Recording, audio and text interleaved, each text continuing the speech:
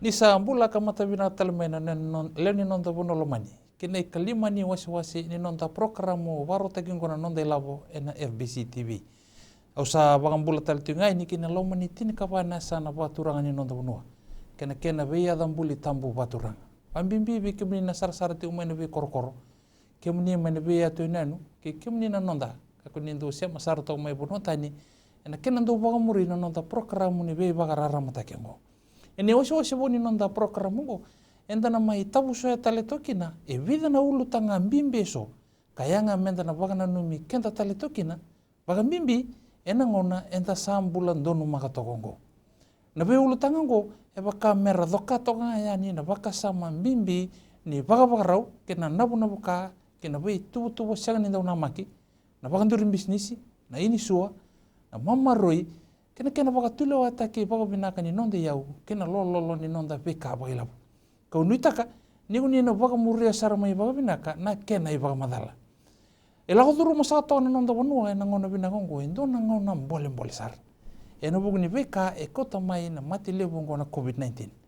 Na kena rebu e senga wale ngani baki lai kina nonda bula baga bubale e taratal ngani na itiko na matangali na toka e busa na lotu na dadaka ka bakusibi na mbole ni nonda rawaka e na besinga. Ni sabato ko na kene yelalo se na kene rerai sa sulia to mai weekenda enduna siginala ni sa rerai anga menta sambita pate ani e sona nonde tuba matau me rauninda tatango magi to kina mena weka kasa tarikenda to mengo ba malua me bibu kene tuba ina vela lawongo kala beta da ketalanga na nonda kila kani weka ba ilabo ninga isama tiku mai na lomni tini karona madha wa betara mengo me bakanir na mai be mbulongo ditigo ni kina nai bagai lesi mai na vei bola unduindi so ni pengarapi bagai labo ena nonda bonua. Ini ko era to mai ndola batigo na mputurara ni nonda vei taloa. Ambangi lebu ni marreo ni nonda bonua sena Reserve Bank of Fiji. Ena kena sanga ime baga matata taki rawa weekenda. Na ituku kena ituba ni nonda mbula ni rawa ka bagai labo. Ngona sembera mai kina na mati ngona COVID-19. Na ngona tatara mai kina nonda bonua. Na mati lebu ngo kena nonda to ituba. I tatango maki kena bi bagandita kini nonda rawka e nonda idhabu kala hoti ko ni kiliu na kena bi talno so na ngai mai budi ni baga bundi na nonda bulangi ena kabibi na ni kwa ia e bida ngana taro ona numa mena hebu tekina na nonda bi wasei ena kabibi ko na kena matenga na dhaba sarmanda na nonda to itabi na bangi lebu ni maro ni nonda bunua sena Reserve Bank of Fiji na keni karua na dhaba na imbale ni gross domestic product sena GDP na keni katolu pag madala tamanda na rebu ni COVID-19 kina nonda bula ni rawa ka bailamo. E rawa ka ni bida na leni bunua e na bu ni bitaro bagaro ta kengo. Ta saraba karonga tamandani na non resontar. Nonda tui tabi nunggu bakasamayo morto reda na weka bailabo wana matintui. Sen medala ortundu takamanela bo se printa begnela bo ya nungu bakasama nanum bekayo ni ndembek nonto itavia kenda ni toki na dorongo tunga enda kisinikilatu ya bana nonto itavi se nada bertu pokai dorti gana lomani nanda Reserve Bank of Fiji. Singini poso sarau singtoro na tareu singaroni somatala. Abi umna ondorongo tunga yosu samdani kilachu ni keni belembali.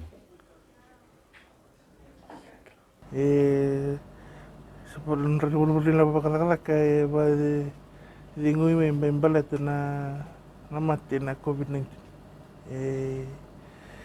Iyo. Rebu kali usara.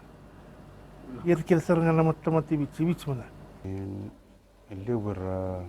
sambiu dakadak sarli tibali sangana dakaka sangana ilabu sanabia lutsum betalanga na rauka bagai labu. Kai soang weekend aku job kara rani kara job karena sini Takatako era festa kana 6 bulan rendre.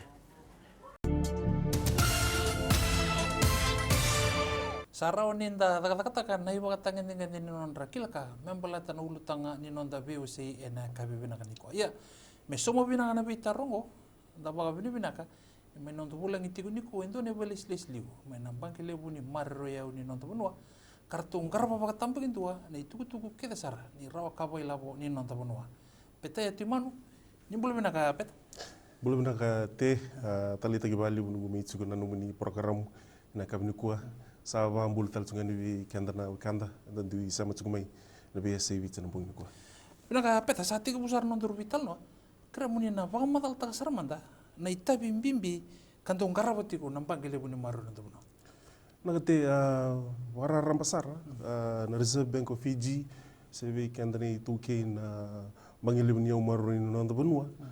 Kwe be ndo tain to me bali le bira na bangira sambu kale to me bakana commercial banks na ENZ na Westpac na BSP na kena baka madala raw ronimbita o kwe ni commercial banks kwe vingara bibir na leoni benua na kena marroi na non riau sa non savings kena soli na bi buke baka ilabo na loans beka me buke na bi matangali sa sanga itu iya na Reserve Bank vingara viva tamba kindua vir na commercial banks na vi tamba na vai lavo taleso kina matentu rambanga ninda kaya ni Reserve Bank ko ya bangi kina commercial banks bangi tala kina matentu kanduni bakasal tala kina matentu vati guna nitu tamba na ni vingara bimbimbi matai sai ko ya na issue of currency ana kena lurai me bakon roi bakavinaka na ilabo merau ni ngara binaka kina na bibuli no tabonwa iyo na karua na financial stability ya na non ran rabi na tambani vingara vai labu e bakana bangi kamelura ini tu binaka tu na non rai tu bula bakai labu ketolu na price stability ya na kena rabi bakamatua me viroro na sauni bula kena non rau ka bakai labu kena ikawawal bekanga na external stability na kena lurai me tsukubinaka na nonda yau marurui se foreign reserves mbeka bela tamera ni venguwa na nonda bibuli kira na bibunwa bibuli Ina boleh bu peta klani mata tabi na bitu kutuk da sama rongata iya na keni toma ni nangai wara kamai ene wasi kataraba do telamanda nonda ting ulagalaka nagai bito mental sekali.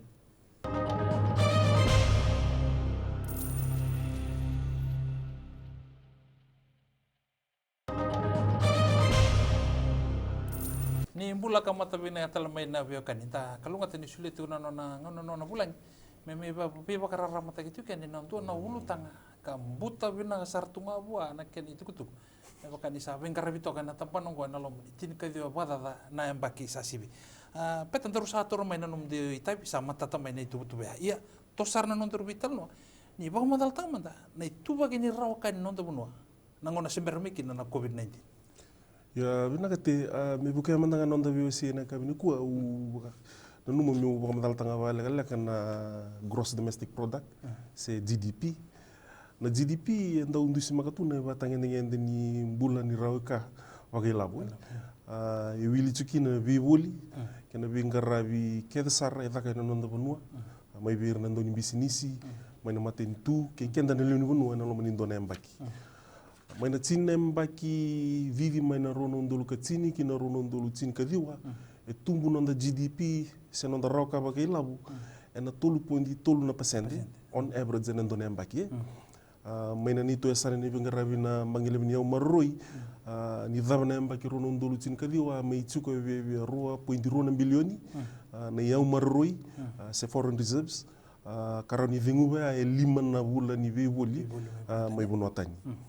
ni lorei na so ni mbula se na inflation rate na lo mini tsine mbaki wa e tumbu na isau ni mbula e na 2.8% on average ni ndone mbaki ya ana nguna batalanga ya u kila ni sota batal tunga kino vitri e bidana ndendre lebu me vakana kana mai rebu Winston na rono ndulu tsinka wono yanzina ni tsuguna ndendre ninda raiba tambakin duwa kina nonda rauka vakai labo se na GDP o ko ya tumbu na 3.3% ko apa kamadal tak suka iliu. Bina boleh bu peta ia sa ya tu main COVID-19 tarawale la ya pala tabale na nonta rauka kira ni pa madal tamada na rebu e ko to main na matingo e na bu kunyo nonta rauka bela. O bakambo te ni bunga sarve kenda santa bakan dindin tak suka na rebu ni mateng kono COVID-19 ena nonta benua mai ba kelai sar bagalibu melete ni mai songo na vi borders mai songo nonta vi rarani wonga buka kami affect tak sar bagalibu na sar benua balete ni ndone wasilebu ni nonta raw ka bagalabu iyo ni bebe tsuguna lomi ni mbai ni tools ngabulu kina tools ngabulu kalima na pasende era wati tsuguma yana tourism me bakana lenga sar bagalibu na wur ni labu raramba ni nonta benua era mai song-song na bisnisi kami tumbuh tak kasar ni wil-wil ni temata era sanga biu tak mai lele talanga kina naka rawatan matin tu mai ne vada na nor tumbula talanga bagai labu kongongon na buna kami lutsara ki nonta GDP ena 5.2% ena mbaki rono ndolu rosanga bulu go endona lutu lebu ndondo membo bakilana nonta banua ena makini na lutu tale na va pundindo na pasende ena mbaki sauti meboka ni ase song tungan na ngoni sal ni bito saki kena zawiri tala mena koroni wawo kina COVID-19 ala itumbu tal ngakin na libuni tamata rasanga ni takataka sen unemployment rate mena va pundiro na pasende na rono ndulu tsin kadiwa ala itumbu me kina tsin kalima na pasende na lomini rona mbaki sauti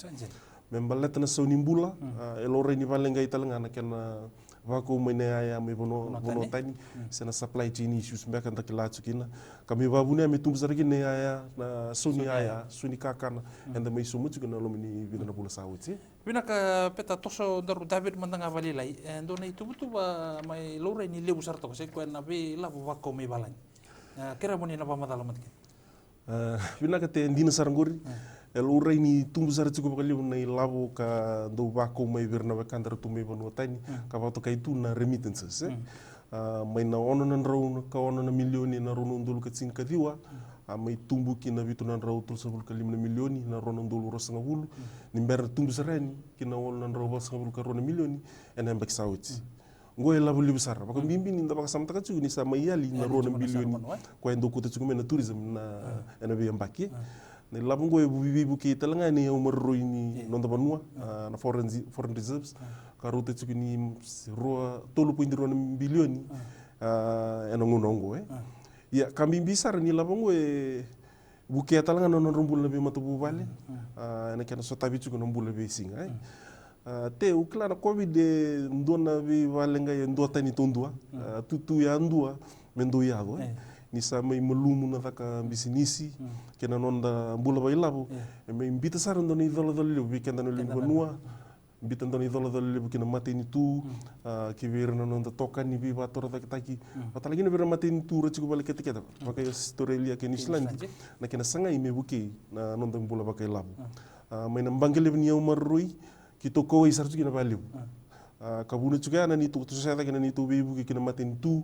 kina bi mbange kina bi bisnisi ena pak nini ni bu keta langa nambul rara mani leni bono ai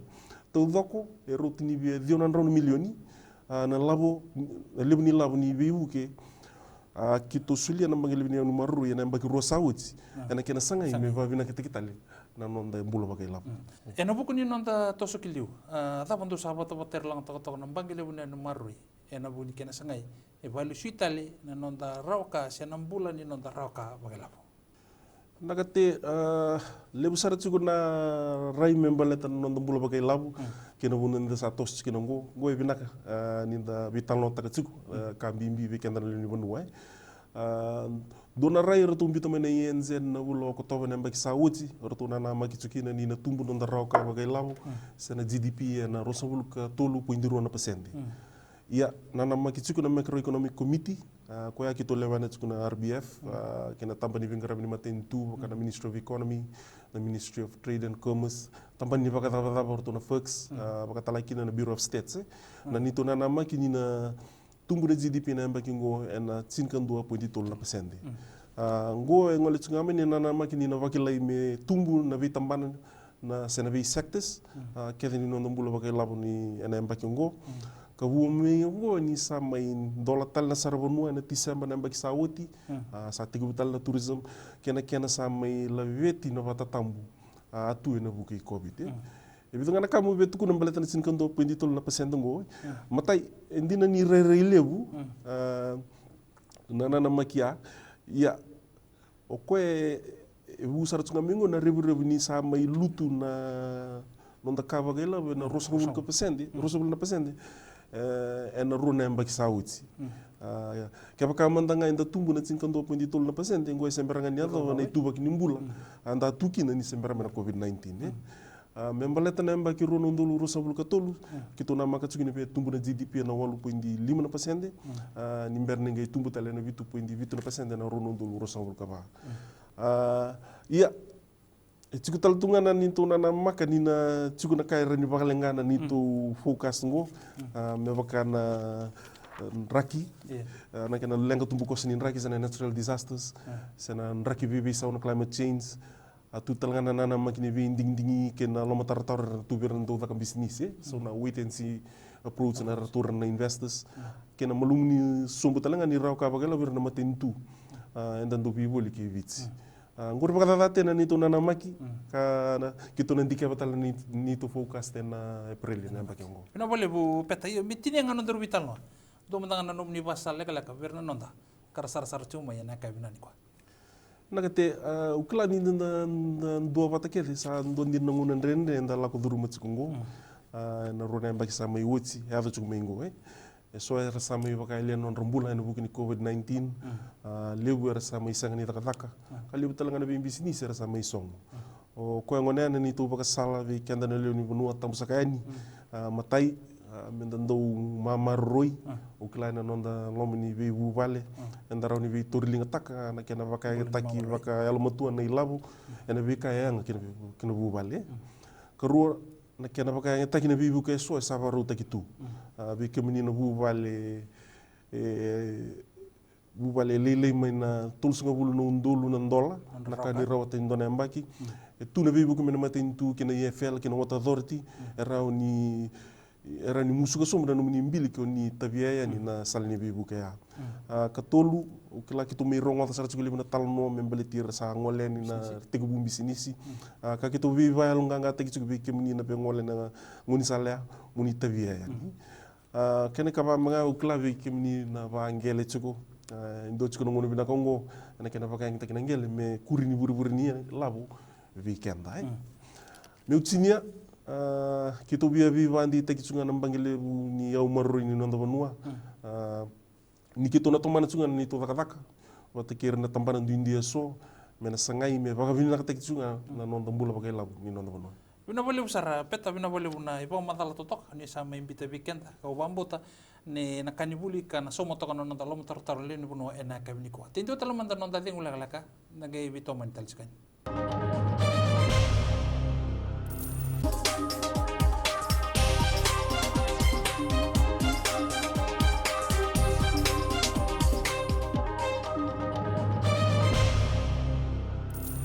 Bina boleh bunando obat itu kumai, enak kena sarabi na nonda programo baru tak kena nonda ilabo enak FBC TV. Nita kani sabia mata tabina kani bikim ni, na ibaga madala ni ulu tanga kanta sama ibu yusi taka toka enak kabi bina kani kuah. Ibita boleh ngana tikina lelaka, au nanu mamai toma ulangan itu tugu enta sar dongor ronga dara mai ibu na nonda bulangi enak kabi ni kuah. Kena matenga, daronga dani mai apa la tasar baile bu na nonda bula bailabo na mati lebongo na COVID-19. Pembimbi ena sana ni sarbanua. Kapung kesara weekend ta era sabaga lingai kina ena buku nimbi udaka.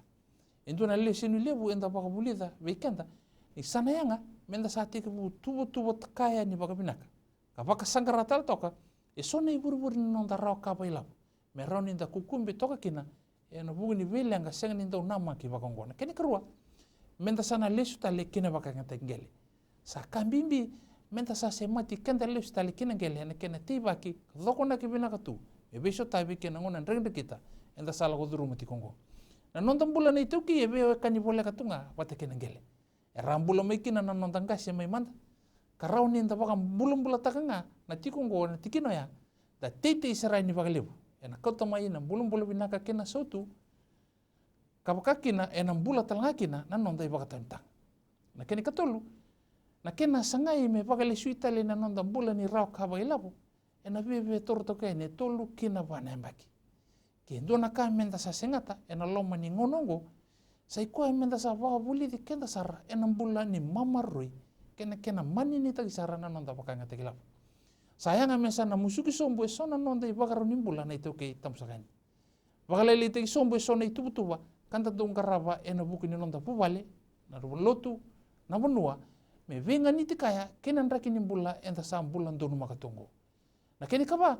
menda sa mbita wateni esona itubutuba mata ubaka pubale kame beso tabi binaka kena vivi sau kasa tege butare kenda moyongo ba malua me baka soando bakan reta toka ni baka wasoma na vivi songo sana ya donga mai kenda bina kata sesanga sayanga ngakina menda sana visa utakatalanga esona veia sani nonda bula meroni baka tondi takati kuna nondi tostoso ena nonda mutika ni klip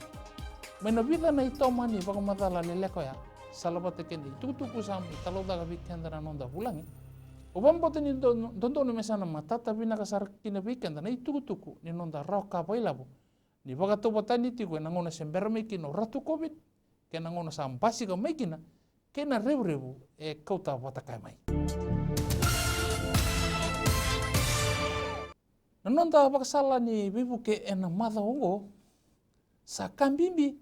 menda nanda ukila toka bagabinaka na bibuke so kanda bagarutaki ena ngona nanda tarai kendeki na endo na itubu ni lenga mevaka toka na COVID-19 dona tiki nanda ulurai ni siang so chartu ni nanda kila binaka tu na itoki na tiki nongo sayanga mena matata weekenda ni ngona nanda uyadu kina so na itubu siang nanda namaki baka ongo erndo baru taka sona tutu ni weibu ke vinagasar na vitambana ni matintu eso tambana ndundu ni takadaka weekenda na leo ni bunua sanondi tabinga mendando bagarongo da sara bagvinaka na tugu kambura kena walesi kena ritio lelo ena buku ni weibu ke bakongo kanda la covid redi sena bunua bagaruta gitu kena kataronga baga matele lebira na kena tugu ke sara kena ngoni salada ba era rawo ni buke kemni kena kesenga so cara ni matata toga na nomu ni bakan dia mai baga walangi kere beira serra ni beitala noa kenan dua na non rei bagi leslesi ngoni toki sai ko ngori na nonda baga sala leleka ni be baga na numi ena madongo na keni kuri ena madawa mayongo na nonda baga sala leleka ni maru ilavo ena madongo menda sa musuka sombu sona nonda i bala ni daka songo endo na leso ni binaka kanda buli da rauma ya nangone ni COVID-19 ngo sai ko na kena musugi sombo so na ibala ni nonda ngarabi songo na itoki kalore na kena binaka ni mbula kina nailabo kabagarara takatelenga na bingarabi desa na binaka menda sa baka mata utakasara ni na itubutubongo mesa tiki ni nonda mbula bo ni bingarabi kame beso tari donu tiko kenan raki ni besau enta sa mbulan donu makatungo sai ko ngori na nomu ni bakasala leleka ni maru ilabo ena madongo na keni kuri ni kay nama mai ena madawa mayongo sama ito bugi kenda kostel to ngona ka wambota ni kuni talitaka na pika kede sara sama yo siti kanya ndel ni tebeli ni pengarabengo satu na nongo waganu ni binaka ni kuni na lebe wo sita kaya ni na pika kede sara kuni sama buli darawa na program waro ni ko verna nomu ni leo ni bubale kabakakina weira na nomu ni tokani o dabuta tiko na baka binabinak kinampangi lebu ni Mario Nando Bunua sena Reserve Bank of Fiji kena United Nations Capital Development Fund ena nonro baka ilabo takatiko na program ubinakango kemani tiko baka sona no muni baka tatar ena buku ni program ubaro taki ninga isama ngamai ena nito ibolomata sena Facebook ni nonde labo FBC TV se rawo ni kuni bola mai ena nonde labo @fbc.com.fj Nigito mani talmai ena mada mengo ena kurino da programu baru tagi ba mada ngono no dilabo. Eto bana ngono kataraba. Nite mo de tomanda.